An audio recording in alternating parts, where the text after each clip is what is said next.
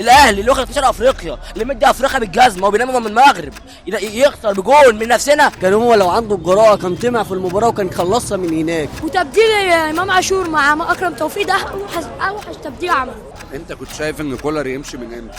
ده يمشي من بعد ماتش باتشوكا بالظبط، وموسيماني يرجع. موسيماني كان بينام افريقيا من المغرب، من العصر مش من المغرب. جاب جول، المفروض يغير ويهاجم. والسلام عليكم. في استاد القاهره 80,000 واحد بيدافع على ارضه قدام جمهوره، بيدافع ب5 لعيبه. ده الاهلي بره ارضه، اقسم برب الكعبه بره ارضه كان بيعمل اللي ما حد بيعمله، وجاي دلوقتي اصل لا نلعب ب5 دفاع ويطلع عدلين. اللي ده جول والنبي يخش فينا.